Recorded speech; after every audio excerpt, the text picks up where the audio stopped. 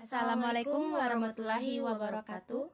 Selamat pagi pemirsa, saya Indrian Mustafa. Dan saya Indriani Babuia dalam berita terkini. Corona atau COVID-19 bersifat sangat global dan masif, termasuk penyebaran informasi dan berita yang bersifat hoax. Di sebelah saya ada Dr. Marsha Damiti dan Alvira Tololio sebagai dokter yang menangani COVID. Sebenarnya apa itu COVID? Bagaimana gejalanya?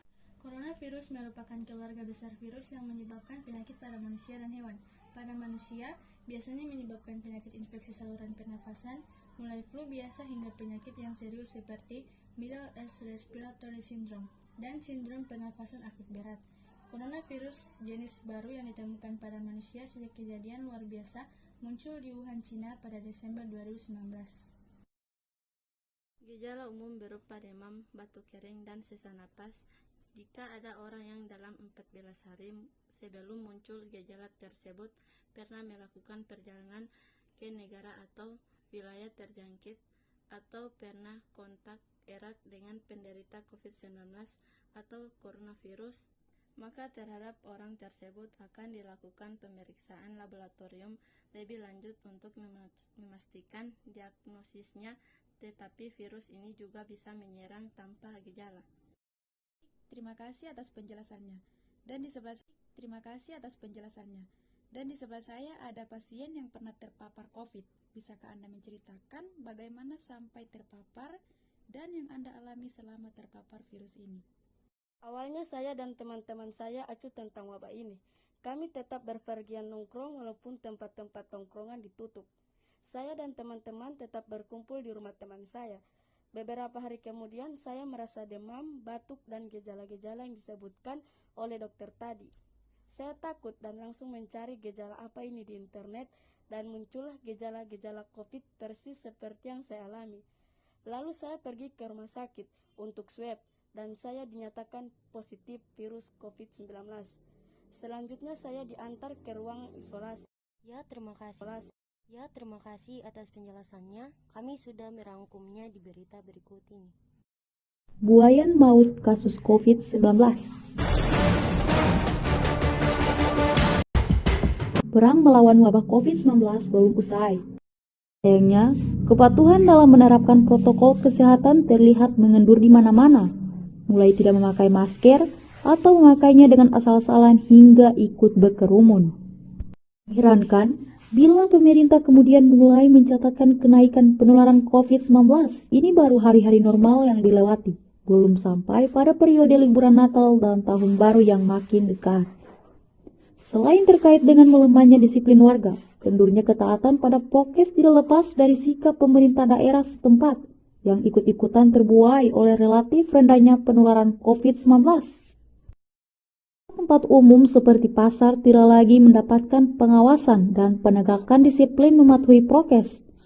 Beruntung, masih banyak pengelola gedung pusat perbelanjaan, sejumlah kawasan wisata, pusat kuliner, dan kantor yang tetap ajak menegakkan protokol mencegah penularan COVID-19. Akan tetapi, apakah kita akan menggantungkan diri pada keberuntungan? Betul bahwa tingkat penularan COVID-19 menurun drastis jika dibandingkan dengan ketika terjadi tsunami kasus pada Juni hingga Agustus yang baru lalu. Tingkat kematian akibat COVID-19 juga merosot ke angka belasan jiwa. Itu bukan berarti keadaan sudah aman. Tengok saja Jerman yang kini tengah ketar-ketir menghadapi gelombang keempat lonjakan kasus penularan COVID-19.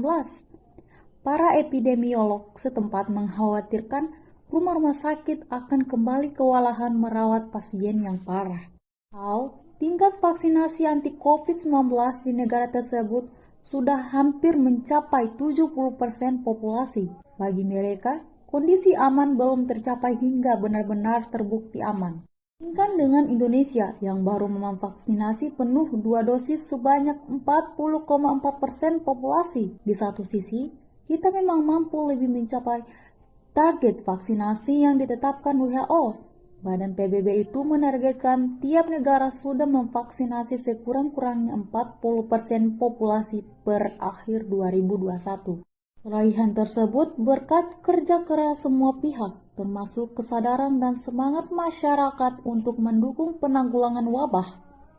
Di sisi lain, kita masih cukup jauh dari target vaksinasi 70% populasi.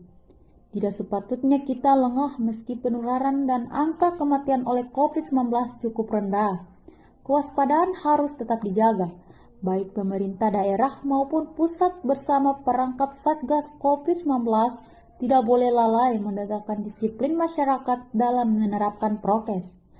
Pengetesan, pelacakan, hingga perawatan juga jangan sampai kendur. Selain itu, perlu gerakan yang lebih agresif untuk segera merampungkan vaksinasi 2 dosis.